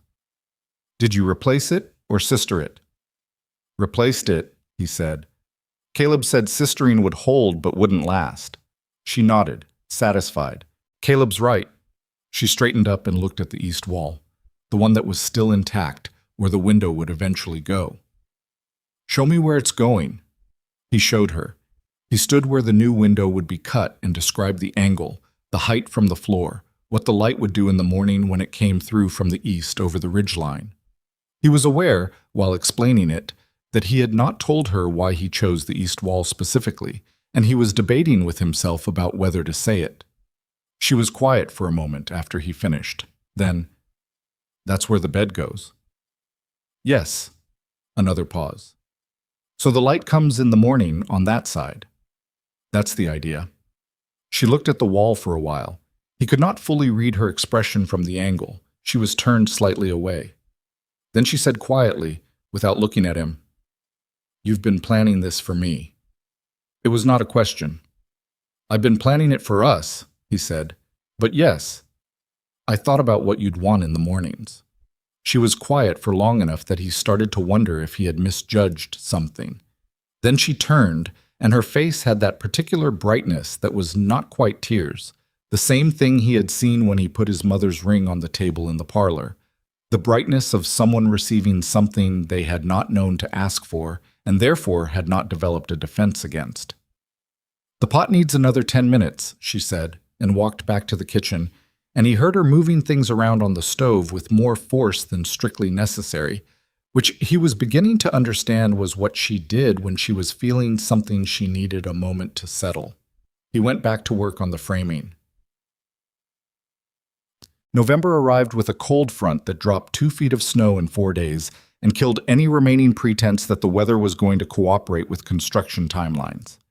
Silas and Caleb lost 2 of their planned work weekends to conditions that made it simply not possible to do exterior work without risking the framing to moisture, and the floor repair got pushed into December, and Silas spent those forced indoor days doing everything he could do without opening the walls, patching plaster, rehanging 2 doors that had been warping for years, building new shelving in the kitchen because the existing shelf system was something his father had constructed from salvage lumber in 1874 and had been a poor solution even then. He was not a skilled carpenter. He was a capable one, which is a different thing. The shelves were level and they were strong and they were not beautiful. And when Evelyn came over on the first Sunday in December and looked at them, she said they were good, and he believed her because she was not the kind of person who said things were good when they weren't. "The corner joint," she said, touching it. "I know, it's not flush. It won't show once there's anything on it." "I know that too." She smiled at that, the small private smile that she gave when she was amused by something she wasn't going to push further. Sunday dinners at the Mercer house had become a fixed point in the week. Franklin had not become warmer exactly, but he had become more accustomed. He asked about the construction progress with the tone of a man conducting a project review, rather than a father developing interest in his future son-in-law's well-being, and Silas answered in kind, factually, specifically, without embellishment, and they had developed a functional exchange that was not friendship, and was not hostility, and was something that would probably, given enough years, become something more than either. Margaret made an effort to keep the dinners from becoming progress reports by introducing other conversation. News from town, what the Holloways had done with their east field, a letter from her sister in Missouri describing that state's particular and apparently baffling weather patterns. She was good at it. She had clearly been managing the conversational atmosphere of her household for 30 years, with the practiced competence of someone who has learned that the alternative is a great deal of silence interrupted by tension. At the third Sunday dinner, Franklin looked at Silas across the table and said, without any preamble, "The South grazing lease." Silas set down his fork. "The Calloway family is leaving Silver Creek, going to Oregon. Their south parcel is coming available in February." Franklin cut his meat with the deliberateness of a man who had already thought through every aspect of what he was about to say. "It borders your eastern pasture. Good grass, reliable snowmelt for spring water. If you moved on it before it goes to the county, you could triple your summer grazing capacity." Evelyn was very still across the table. "That parcel costs more than I have liquid," Silas said. "I know what it costs," Franklin said. "I've been watching that land for 2 years." He chewed, swallowed, set his knife down with precision. "I will lend you 2/3 of the purchase price, 6% interest, 10-year repayment, secured against the Boone North pasture, not the Calloway land itself, so you're not leveraged against new property." The table was completely quiet. Silas looked at Franklin Mercer, and Franklin looked back at him with the expression he had used at every significant moment of their acquaintance. Measured, contained, revealing nothing that he had not chosen to reveal. "Why?" Silas said. It was probably not the response Franklin expected. He blinked once, small, controlled, and then said, "Because it's a sound investment. At 6% on your own son-in-law's land." "My daughter's husband's land," Franklin said, with the particular precision of a man correcting grammar. "Which I have an interest in seeing prosper." He picked up his knife again. "The offer expires January 1st. Take it or don't." Margaret passed the bread without comment. Evelyn was looking at her plate with the focused attention of someone who is not looking at the thing they are actually thinking about. Silas picked up his own fork. "I'll think on it," he said. "Think quickly," Franklin said. "The Calloways won't wait." He thought on it for 6 days. Not because the decision was actually complicated. The land was good, and the terms were fair, and he knew it. But because accepting it meant something beyond the land itself, and he needed to understand what he was accepting before he accepted it. He talked to Caleb on Thursday evening, walking the north fence line in the early dark with the cold already sharp enough to make his breath visible. "It's a fair offer," Caleb said. "It's more than fair," Silas said. So I'm trying to figure out if it's an investment or if it's him buying something." Caleb was quiet for a moment, his boots crunching on the frozen ground. "Maybe it's both," he said. "Those aren't always different things." He paused. "You know what I think? I think that man spent 30 years building a ranch that was supposed to be the thing he left behind for the people he loved. And then he looked up and there was nobody to leave it to that he fully trusted yet. And now he's got you." Another pause. "He's not buying you. He's testing whether you know how to be bought by the right thing for the right reason." Silas thought about Franklin at his kitchen table, saying "my daughter's husband's land" with that careful grammatical correction, and thought about the look on his face that he kept very controlled, but that Silas was getting better at seeing underneath. The look of a man trying to build a bridge over a distance that cost him something to cross. He went to the Mercer house the following Sunday, and before dinner, before Margaret brought anything to the table, he looked across at Franklin and said, "I'll take the offer. Thank you." Franklin nodded, said nothing further. But something in his face eased very slightly in the specific way of a person who has been holding something at tension and has now been permitted to set it down. December moved into January the way the hardest months do, slowly at first, and then in a rush of crisis that doesn't give you time to see it coming. The cold snap hit the valley in the second week of January with a sustained brutality that killed 2 of Silas's older cattle in 3 days and froze the creek solid in a stretch and brought the temperature down far enough that getting water to the surviving herd became an hourly calculation rather than a morning task. He slept in the barn 2 nights that week. Not a decision he made in advance, but a situation he found himself in. It was after midnight, the temperature was dropping still, and the walk back to the house and the walk back in 3 hours seemed less sensible than simply staying. He wrapped himself in 2 horse blankets in the corner of the bay nearest the stock and dozed in the way that is not really sleeping, aware of every sound, up every hour to check the water lines and the animals. On the second morning, Evelyn appeared in the barn door at 6 a.m. with coffee and a covered tin and her coat buttoned wrong in the manner of someone who dressed very fast in the dark. He was too tired to be surprised to see her. "How'd you know I was here?" he said. "I didn't." She handed him the coffee. "I came to check on the herd because I hadn't seen your lamp in the house window last night, and I was worried." She looked at the 2 cattle he had moved inside, but the remaining vulnerable ones, and at the water arrangement he had rigged from the pump. "Is it holding?" "Barely," he said. She took off her coat. "Evelyn, you've got the bucket arrangement wrong," she said, rolling up her sleeve. "You're losing heat between the pump and the trough. I've seen my father solve this. It takes 10 minutes. She looked at him. "Drink the coffee. You look like you've been up all night." "I have been up all night." "Then sit down and let me fix the water line." He sat down. He watched her work, rearranging the bucket system, using a piece of canvas from the corner of the barn to insulate the exposed pipe section, making 3 adjustments in the time it would have taken him to identify the problem properly on his own. She knew what she was doing. She had grown up on a working ranch in Wyoming winters, and she was not pretending competence she didn't have. Her hands moved quickly and certainly in the cold, her breath making small clouds, her coat buttoned wrong, and her hair not yet properly pinned because she had left her house in the dark without taking the time. Something hit him squarely in the chest watching her. Not sentiment exactly, or not only sentiment, but the specific recognition of what this woman actually was, not as an abstract quality, but as a concrete and daily reality. This was what she would do every winter for the rest of their lives.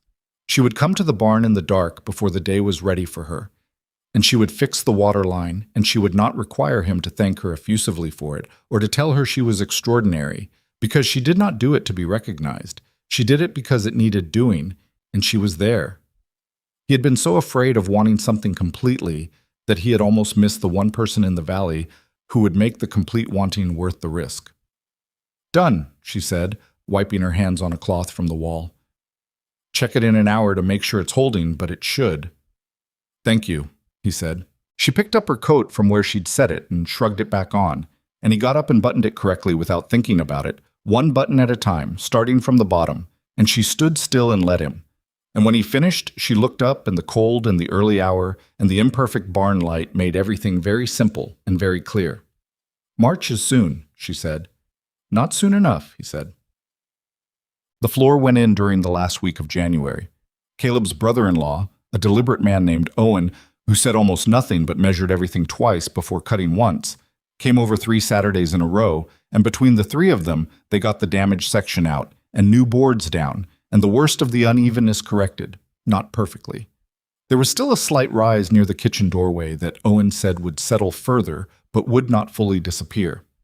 And when it was done, Silas stood on it and could not feel the dip that had been there since 1879 and felt an unreasonable amount of satisfaction about this. The east window went in the first Saturday in February. Caleb did the framing and Silas did the cutting, and they both did the weatherproofing. And it took most of the day, and the temperature outside was 17 degrees, and the inside of the bedroom was not much warmer for the 4 hours the wall was open, and both of them said things during that period that they would not have said in front of women or children. But by 4 in the afternoon, the window was set and sealed, and Silas stood on the opposite side of the bedroom and looked at the angle and the frame and the sky that was just beginning to go orange through the glass, and it was right. The light was coming through exactly where he had planned. Caleb stood beside him and looked at it. "That's a good window," Caleb said. "It is." A pause. "She's going to like that." "I hope so." Caleb put his tools away without further comment, which from him was the equivalent of a long speech. Evelyn discovered the window on the last Sunday before the wedding, when she came over to check on the house and assess what still needed doing before the move. She went through every room with the practical focus she brought to most things, noting what was finished and what still needed attention, and when she reached the bedroom, she stopped. She stood in the doorway for a moment. The afternoon light was coming through the east window, at the angle that in the morning would be what he had intended. Not direct sun in the face, but light filling the room from the right, the kind of light that makes a room feel like it is ready for the day rather than still caught in the night. She walked to the window and put her hand on the sill. "You moved it," she said. North wall had too much cold, he said, which was true but was not the whole answer. She turned and looked at him. Silas, the original window would have worked fine for heat with weatherproofing. The east light is better, he said. She looked at him for a long time. He watched her put together the thing that he had not said directly, that he had thought about where the morning light would come for her, specifically that he had planned this detail not as construction logic, but as a form of care, quiet and specific, and offered without requiring her to receive it with anything in particular. You built this for me, she said. Not the way she had said it months ago, as a realization landing fresh. This time she said it like someone confirming a thing they have understood for a while, but needed to say aloud to make fully real. I built it for us, he said, like I said before. You keep saying that. It keeps being true. She turned back to the window. Outside, the February sky was pale and wide, and the creek was visible from this angle, just the bend of it, dark water moving between snow-covered banks. She stood there looking at it for a while. My mother cried this morning, she said, getting the dress ready. She said she wasn't, but she was. Caleb came over Thursday to press his good jacket, Silas said. He asked me 3 times if the iron was too hot. I don't think he has pressed anything in 10 years. She laughed, the real one, the short, involuntary one that still surprised him each time, even though he had learned to expect it. They're all going to fall apart, she said. Probably. And we're going to have to hold everything together and comfort them. That appears to be the plan. She shook her head slightly and turned away from the window. The kitchen shelves, she said, returning to the practical inventory of the house, because that was also who she was. A woman who could feel everything deeply and still be capable of returning to the task at hand, which was one of the things he had come to count on most. They spent an hour going through what remained. The shelves were adequately stocked. The kitchen had been organized into something functional, the front room was clean, and the repaired wall was smooth and the floor was level. The house was not a grand house. It would not have impressed anyone who valued impression. But it was solid, and it was honest, and it had been worked on with care, and it showed. When they were done, she stood in the front room with her hands in her coat pockets and looked around at all of it. Not the way she had looked at a borrowed and unfamiliar space, but already with the specific attention of someone who is beginning to see where they will live. It's good, she said. It's not finished, he said. Nothing's ever finished, she said. That's not the same as not being good. Outside, the late afternoon winter light came through the new east window and fell across the floor of the room that had been, for 8 years, the loneliest interior Silas could imagine. And it looked, in that light, with her standing in it, like something else entirely. The wedding was the second Saturday of March, and March in Wyoming is not a reliable month for anything. And the morning of the ceremony, the sky was gray in a way that suggested it had not decided yet what it intended to do. By the time people began arriving at the small church on the edge of town, a light snow had started. Not a storm, not the kind that causes disruption, just the quiet, fine-grained snow that Silver Creek got in early spring, the kind that comes down without urgency and settles lightly on everything it touches and is gone by noon. Nearly everyone came, not because a Boone Mercer wedding was the most significant event Silver Creek had seen. It wasn't, not in any historical sense, but there was something about this particular wedding that the valley seemed to have claimed as its own, the way a community sometimes decides that a certain story belongs to it. People had watched Silas Boone work that land alone for 8 years, with the specific attention that small communities give to solitary people who seem to be managing, but whom everyone understands are only managing. And they had watched Evelyn Mercer refuse every arranged introduction and every directed opportunity for 4 years with the specific attention that communities give to women who have standards in an environment that sometimes treats standards as an inconvenience. Caleb arrived early and found a seat in the 3rd row and sat with his hat on his knees and the pressed good jacket that had clearly been the subject of significant iron-related anxiety. And there was, as predicted, something on his left boot that should not have been there. Franklin Mercer walked his daughter down the short aisle with an expression that was the most complicated Silas had ever seen on his face. Pride and grief and love and the specific pain of a man who has spent 30 years protecting something and is now, deliberately and with full understanding, placing it in someone else's hands. He shook Silas's hand at the end of the aisle, and his grip was very firm and very brief, and he said nothing, which was, Silas had learned, what Franklin did when he was feeling something too precisely to put it in a sentence. Margaret, as promised, cried. She did it quietly, with a handkerchief she had clearly prepared in advance, and she looked at her daughter with the face of a woman who has spent years watching someone she loves wait for the right thing and is now, finally, watching the right thing arrive. Evelyn wore her mother's dress, altered to fit her properly, in an ivory that had gone slightly warm with age. She walked without fussing, without performance, with the same unhurried certainty she brought to everything, and she looked at Silas when she reached him with an expression that was simply honest. No performance, no bridal glaze, just Evelyn, looking at him the way she had looked at him by the creek in the summer, when she said it had always been yes. The snow kept coming down outside, fine and light, through the ceremony that was brief because both of them had agreed they did not want a long ceremony, just the words and the fact of the thing. And when the words were said and the ring, his mother's ring, resized by the jeweler in town, was on her finger again for the second and permanent time, she looked at it with the same assessing expression she'd had in the parlor and said nothing but the small nod that meant good.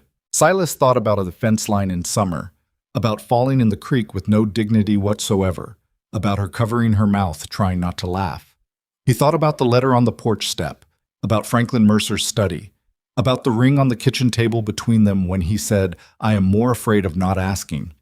He thought about the east window, about a barn in January at 17 degrees, about a coat buttoned wrong in the dark. He thought about how many small, specific, unglamorous things had added up to this moment, and how none of them would have looked significant in isolation, and how all of them together were the whole thing. The snow outside was already thinning. By the time they walked out of the church, it had nearly stopped, and the light was coming through the clouds in the particular way that early March does in Wyoming, when the weather cannot decide between winter and something better, gray and soft and full of the specific suggestion of everything that was still coming. Evelyn took his arm, and they stood on the church steps while Silver Creek arranged itself around them, and the valley held them the way valleys hold things, without comment, without ceremony, simply present and enduring. The same ground that had watched them separately for years now, watching them together without finding it remarkable, because the land does not find anything remarkable, and that is one of the better things about it. "The second chair's been empty for 4 months, Silas said. "I know," she said. "You're going to have to get used to it being occupied." "I think I can manage that," he said. She looked at him sideways with a small smile. "The floor still rises near the kitchen door," she said. "Owen said it'll settle." "Owen said it might settle." "Details," Silas said. She shook her head, the way she did when she found something both exasperating and worth keeping, and they walked down the steps together into the March morning, into the valley that had held both of their whole lives, and was now, without ceremony, holding them as one thing instead of two. The first year of marriage was not what either of them had imagined, which was probably true of most first years, and which neither of them said aloud because saying it felt like a complaint, and neither of them was built for complaining about things that were fundamentally good, even when they were also hard. What they had imagined, without discussing it explicitly, each in their own separate private version, was something along the lines of two capable people who already understood ranch work combining their efforts and therefore having more capacity than either had alone. The arithmetic of partnership. What they got was two people who had each developed a decade's worth of habits and systems and methods in complete isolation, now sharing a kitchen, a bedroom, a set of daily decisions, and approximately 40 acres of problems that did not pause to let them figure out how to work together first. The kitchen was the first real test, not a dramatic test. Nothing broke, no voices were raised, but the steady, grinding friction of two people who had each cooked alone for years and had entirely different ideas about where things should be, what order operations should happen in, and what counted as a clean work surface. Evelyn's system was organized by task sequence. Silas's system, to the extent it could be called a system, was organized by what he could reach without moving. These two approaches were not compatible in a kitchen of that size, and by the third week of March they had already navigated two conversations that were ostensibly about the placement of the flour canister, but were actually about something more fundamental, whose habits were going to have to bend. The answer, which took them both a while to arrive at and which neither had expected going in, was both. Not evenly, not without friction, not gracefully. Both. Silas moved the flour. Evelyn adjusted the morning fire sequence to accommodate the fact that he was up and working before she was ready for the kitchen, which meant the stove was already at a temperature she hadn't set and which threw off her bread timing until she recalibrated for it. Small things, the kind of small things that in a bad marriage become grievances and in a good one become the texture of shared life, the specific, particular shape of two people learning to occupy the same space without erasing each other. They were not always patient with each other. That was one thing Silas had not quite anticipated. Not that they would argue exactly, but that they would have moments of sharpness that surprised him in their specificity. Evelyn had a precise, unsparing way of identifying exactly what was wrong with a plan or a decision, which was one of the things he most valued about her thinking, and which was significantly harder to receive when the plan or decision was his and the identification was happening at the end of a 14-hour day. He told her this once, directly, because they had established early that they would be direct with each other even when directness was uncomfortable. She was quiet for a moment and then said that she was aware of it, and that it was something she worked to manage and that she did not always manage it well, and the conversation ended there. And the next time she caught herself doing it, she stopped and reapproached differently. And he noticed that she did, and did not say anything about it, because some things are better received as action than acknowledged in words. He had his own version. He had a tendency, when a problem was large enough to feel unsolvable, to go quiet in a way that communicated nothing but which Evelyn read, accurately, as him having retreated somewhere inside himself where she could not reach him. She did not like this. She told him so. He understood why she didn't like it. Being shut out by the person you have chosen is its own specific loneliness. And he worked on it, imperfectly, the way you work on things that are built into your architecture. They got through the first year. April of the second year brought the flood. The snowmelt came down the mountains 3 weeks early and the creek jumped its banks in the same section it always troubled first, the low ground on the east side where the Callaway land, now the Boone South pasture, met the original property line. Silas had anticipated this. He had spent 2 weeks in February preparing the drainage channels and shoring up the bank section that had failed twice before. He had done the work carefully. The water did not care how carefully he had done the work. It came up in 24 hours and went over the top of everything he had built and took 40 yards of new fence with it and flooded the south pasture calf pen to knee depth and stranded 6 head of cattle on a small rise in the middle of what was now a brown, moving lake that used to be good grazing land. He and Evelyn worked the flood for 2 solid days. No sleep the first night, a few hours the second. Getting the cattle off the rise involved rope work and cold water to the waist and a level of unglamorous physical difficulty that left both of them shaking by the time it was done. Caleb came the second morning and brought 2 of his ranch hands, and they worked the drainage together until the water started dropping. And by the third day, the emergency was over, and what remained was the damage assessment. The fence was repairable. The pasture would recover. The calf pen needed substantial work.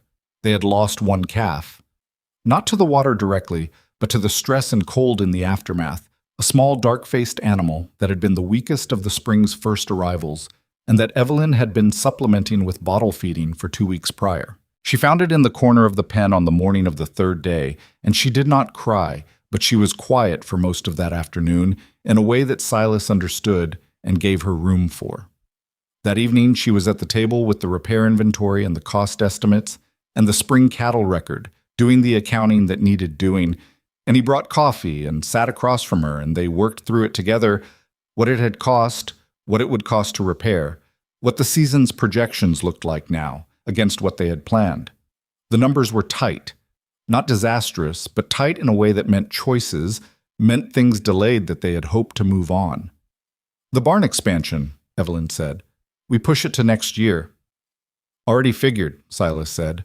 The south fence can be restrung with existing materials except for the posts. If we get the posts from Caleb's surplus, he said we can settle it in fall work exchange. He offered that yesterday. She nodded, making notes. We're all right, she said. Not to reassure him. She was not performing optimism. She was reporting a conclusion she had reached through the arithmetic. We're all right, he confirmed. She looked up from the paper. You lost the fence you spent 2 weeks preparing. I know. It held for part of it. The north section didn't go. I know that too. She looked at him steadily. I'm saying the work wasn't wasted even though it feels like it was. He looked at her across the table that still had the original chair and the one he had bought the day after he faced Franklin Mercer in his study, both of them occupied now, the gap between them closed in the simplest and most permanent way, and thought about what it meant to have someone who understood the specific texture of what he was feeling without requiring him to explain it, and who had the precision to name the thing he needed to hear rather than the thing that was merely comforting. Thank you, he said. She went back to the paper. The calves that made it through are strong, she said. Better than last year's spring group. That counts for something. It counted for something. Okay. Franklin Mercer came to see the flood damage on the 4th day, which surprised Silas, and which he later understood was Franklin's version of showing up. Not with sentiment, not with expressions of support, but with his boots on the ground and his eyes on the problem. He walked the south pasture with Silas and said very little, looking at the fence line and the drainage channels and the bank erosion with the eye of a man who had dealt with this creek for 30 years and knew its particular ways. At the damaged section, he crouched down and looked at the bank structure and was quiet for a long time. Your cutoff channel, he said. You ran it parallel to the main flow. Yes. It needs an angle, 25 degrees off parallel. The parallel line concentrates the velocity. It doesn't redirect it, it channels it harder into the bank. He stood up. I lost this same section in '68. Did it wrong twice before I figured that out. Silas looked at the bank. He could see it now that it was named. I'll rebuild it that way. Franklin nodded. He turned to walk back up the pasture and stopped after 2 steps, turned halfway. The cattle you pulled off the rise, he said. Evelyn told her mother both of you were in the water to your waists for 3 hours. About that, Silas said. Franklin looked at him. The assessment was there, the old familiar measuring look, but its quality had changed over the 18 months of their acquaintance. Less adversarial, more of the look a man gives something he has examined enough times to have stopped questioning the core of it. Good, Franklin said, which was not a word Silas had heard him apply to a person before. Then he walked up the pasture toward the gate, and that was the entirety of it, and it was enough. The summer Evelyn discovered she was pregnant was the summer the Callaway South pasture finally showed what it was fully worth. The grass came in stronger than any field on the property, deep-rooted and thick, and the cattle on it put on weight at a rate that changed Silas's projections for the fall market significantly enough that for the first time since he took over the Boone land, he looked at the numbers for the year and felt not just adequate but genuinely solid. He did not connect these two things in any mystical sense. The pasture was good because the land was good, and the water rights were now secured and the drainage had been rebuilt at the right angle. The pregnancy was its own separate fact, unrelated to cattle economics. But they arrived in the same season, and their arrival in the same season meant that he experienced both of them against the same backdrop, and the backdrop was, this is working.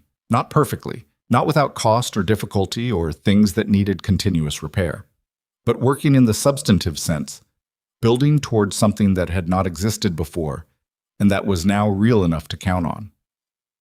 Evelyn told him on a Tuesday evening.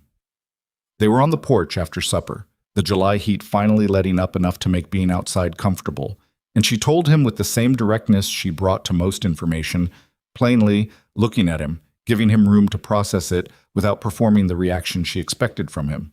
He did not say anything for a moment. He looked at the creek.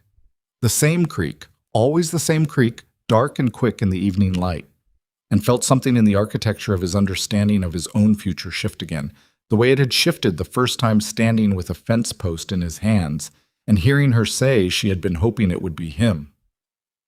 "Are you all right?" she asked, which was Evelyn's version of asking how he felt, specific rather than general, attending to the actual rather than the abstract.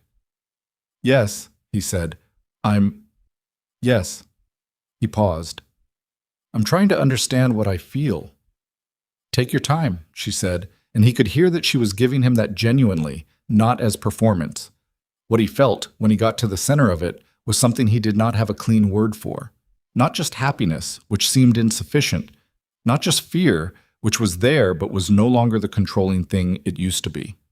It was closer to the feeling he had gotten standing in the fixed bedroom with the east window in February light. The feeling of a life that was larger than the one he had planned for himself, larger in the specific and vertiginous way of a thing that cannot be undone.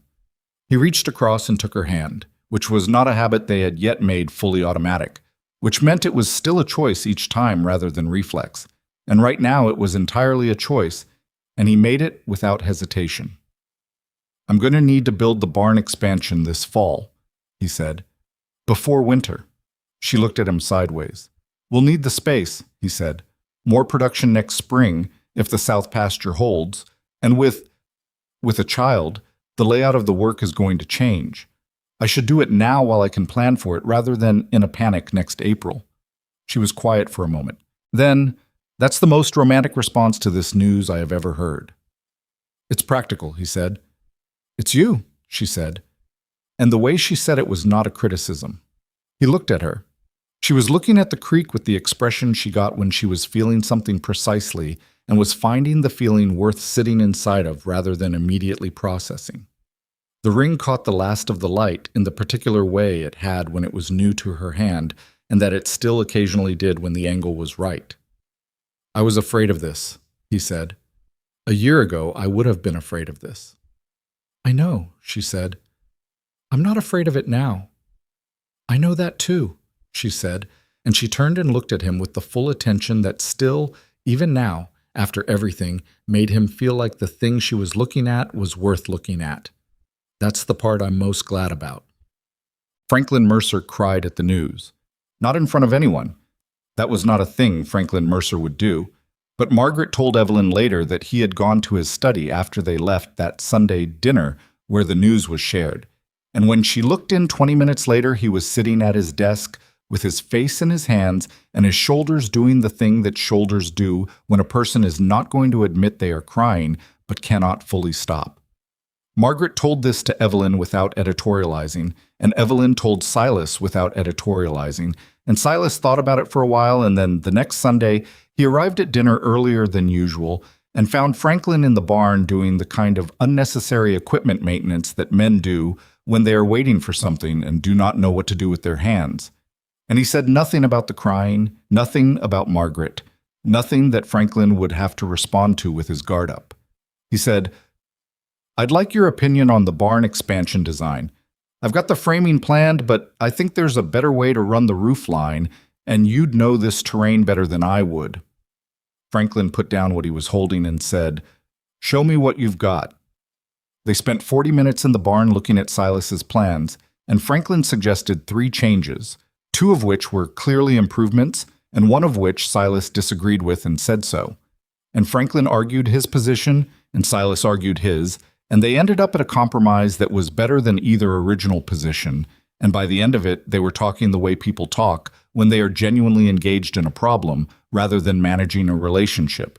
And that was the first time that had ever happened between them, and neither of them named it. The child was born the following March, which Silas would later say was the most difficult 12 hours of his life, and which he meant entirely, having sat through 2 Wyoming blizzards and 1 flood and a conversation with Franklin Mercer that involved the threat of legal action, and none of those had produced the particular quality of fear that those 12 hours did. Not fear of what would happen to him, fear of what the world was permitted to do to people he loved, which was the oldest fear he carried and which those hours stripped entirely bare. The child was born healthy and loudly, and Margaret caught her, and Silas was not in the room because in 1884 in Silver Creek men did not attend births, which he was grateful for in one sense, and was not sure he agreed with in another. He stood in the kitchen with his hands around a cup of cold coffee and listened to the sounds from the bedroom, and when he heard the first cry, outraged, substantial, the cry of someone who objected to the transition they had just been required to make, he sat down in the nearest chair and did not trust himself to stand for a moment.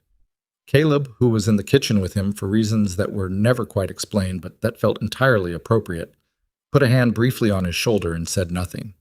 When Margaret came out and told him he could come in, he went to the bedroom and Evelyn was there against the pillows, with a face that showed every one of those 12 hours, and a look in her eyes that was the most fully present he had ever seen her, more present than usual, which was already saying something.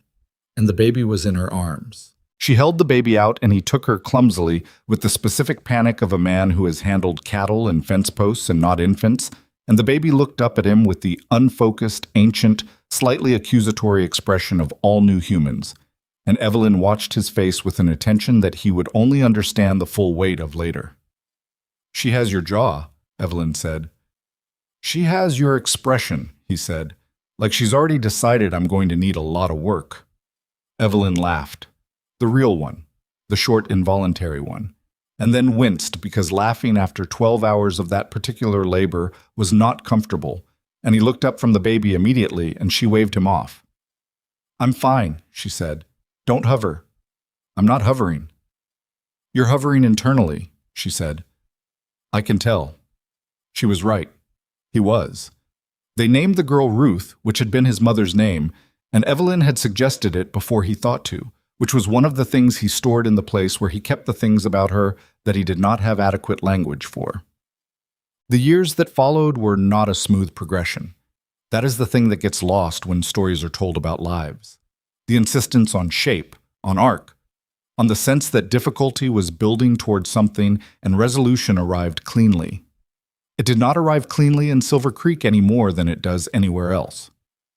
There was the winter of 1886 that killed a third of their herd and set them back 2 full years in the expansion plan, and which required Silas to go hat in hand to the county bank for a bridge loan that cost him more than the interest rate suggested because of what it did to the interior accounting of his self-sufficiency. He did it.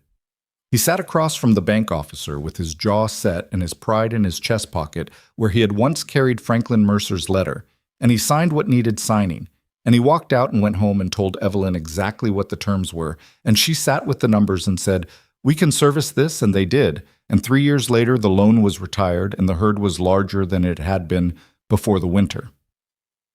There was a summer when Silas and Franklin had a genuine rupture, not over Evelyn, not over the land, but over a community dispute involving a shared water allocation decision that affected 3 ranches in the valley, and they were on opposite sides and neither of them had the grace to handle it without some heat, and there were 6 weeks of stiff Sunday dinners that everyone at the table pretended not to notice, and everyone at the table noticed. Evelyn did not try to mediate. She was clear with Silas about where she thought he was wrong on one specific point, and separately, he later learned, equally clear with her father about where he was wrong on another, and when the dispute was eventually resolved by the county, in a compromise that satisfied neither side fully, which meant it was probably approximately fair, the thaw at Sunday dinners happened slowly and without ceremony, the way most thaws do.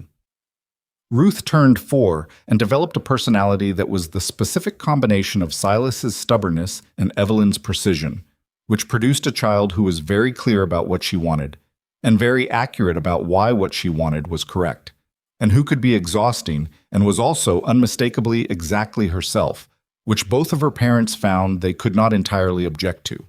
She had a brother 2 years after, a wide, calm, observant boy they named James, who was constitutionally different from his sister in every way, and who from infancy appeared to have decided that the world was interesting rather than in need of management, and who followed his father around the ranch from the time he could walk with an attention that Silas recognized as the beginning of actual curiosity rather than mere imitation. Caleb's health began declining in the winter of 1888. Not dramatically, Caleb did nothing dramatically, but steadily, the way a well-built structure settles over time, each season a little more than the last.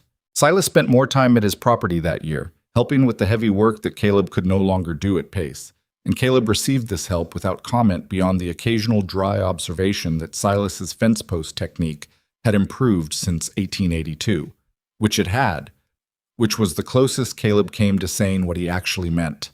He died in March of 1889, which was 6 years after the flood and the fence and the summer that changed everything, and the valley lost something that small communities lose when a person who has been a quiet structural member of a place for decades is suddenly gone. Not loudly mourned, not the subject of grand tribute, but felt in every space where he used to be, present in the specific absence of his steadiness.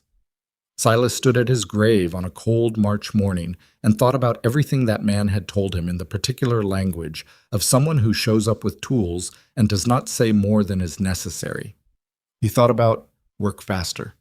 He thought about your father would have waited and he lost the grazing rights while he was thinking about it. He thought about a hand on a shoulder in a kitchen while a baby was being born in the next room. He did not have a speech. He did not make one. He went home and he worked the rest of the day, because that was what Caleb would have found most appropriate. It was a September evening, 10 years after the fence and the creek and the summer afternoon that had rearranged everything, when Silas and Evelyn sat on the porch in the last light and did the specific kind of accounting that is not financial. Ruth was 9 and had gone inside to argue with a book, which was her primary leisure activity. James was 7 and was down at the creek bank doing something with rocks that he had been doing for an hour with total absorption. The south pasture was in good shape for autumn. The barn expansion was long finished and had been modified twice since, as the ranch had grown into something that required modification.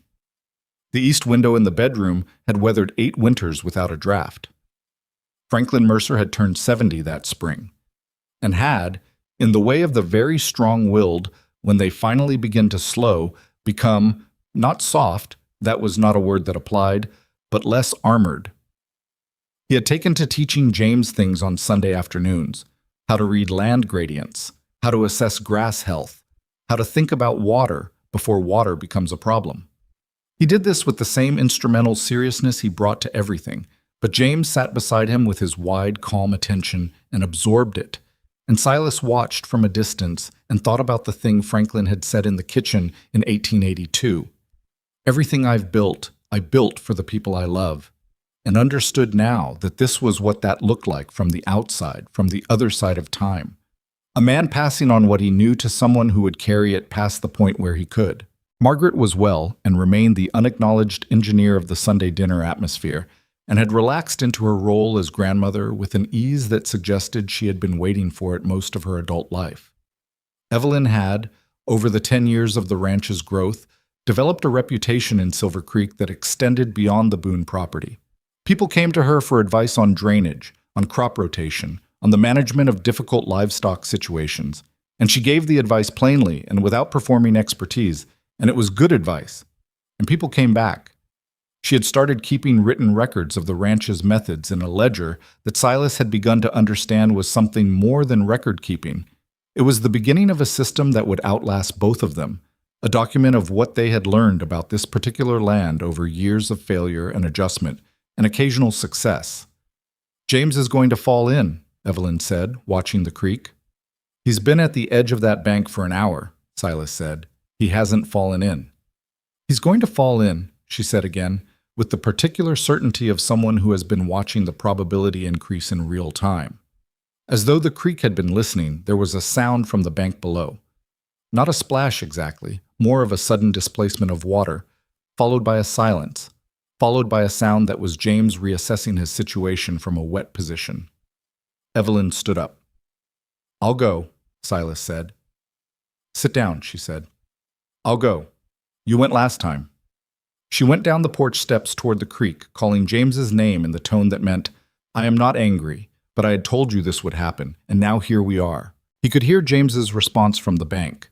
Not crying, just the slightly indignant explanation of a 7-year-old who had a theory about what had happened that differed from the obvious one.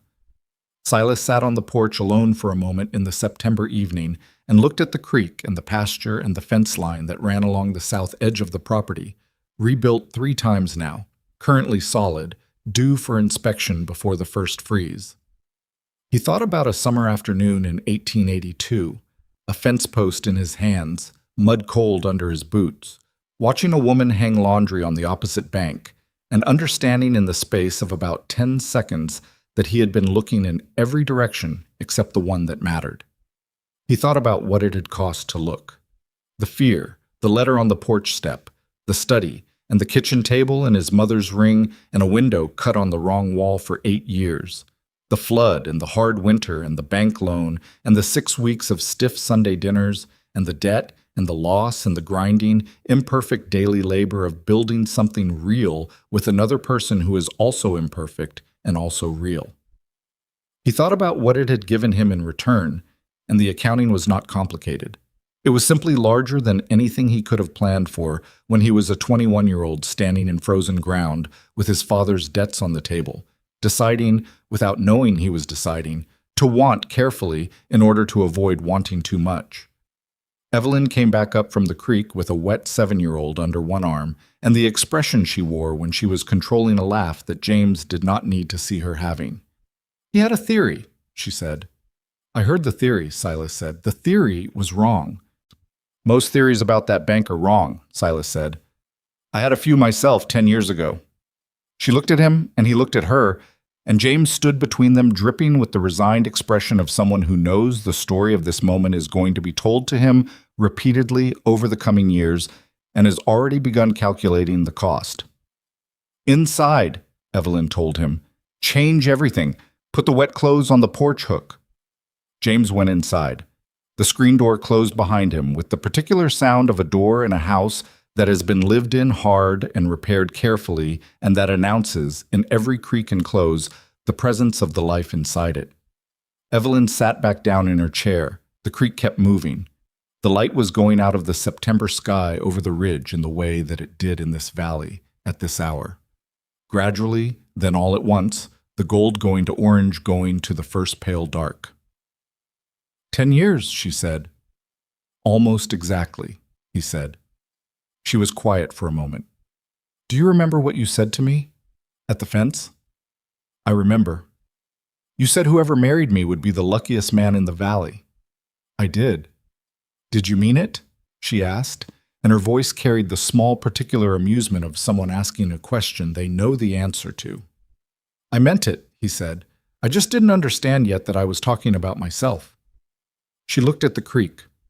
The last light was on the water, doing what light does on moving water, making it look like it contains more than water, like it carries time itself downstream, everything that has happened in a place, all the seasons and the storms and the ordinary days moving always towards somewhere it has not yet been. "You were looking right at it," she said, "and you almost missed it." "I know," he said. "That's the part I think about sometimes, how close it was." He thought about it too. Had thought about it in the particular way that people think about near misses, not with fear anymore, but with the specific gratitude that only arrives when you understand what the alternative was. A few more years of looking away, a few more years of careful wanting, a fence that didn't wash out, a summer afternoon where he kept his eyes on his work and didn't let them track without thinking, across the water. "Evelyn," he said. "I'm not going to miss it again." She turned and looked at him. The creek moved. The sky finished its business with the color of the day and settled into the quiet dark. Inside the house, James moved around, probably not changing his clothes as instructed. And Ruth was in there somewhere with her book, and the house held all of it. The imperfect floor and the east window and the 2 chairs and the years of repair and the life that had been built here with great difficulty and great commitment and something that was not luck exactly, though it had required one moment of not looking away. Evelyn reached over and took his hand, the way she had the evening they sat on this same porch, and she told him about Ruth, the way she had every time since that it had been a choice and not a reflex, a thing chosen rather than simply done. "I know," she said, simply. The valley held them. The creek kept moving. The fence line along the south pasture stood solid in the coming dark, and the cattle were in for the evening, and there was a list somewhere inside the house of things that still needed doing before the first freeze. And the list was long and would always be long, because that was the nature of the life they had chosen together. It was enough. It was more than enough. It was the whole thing.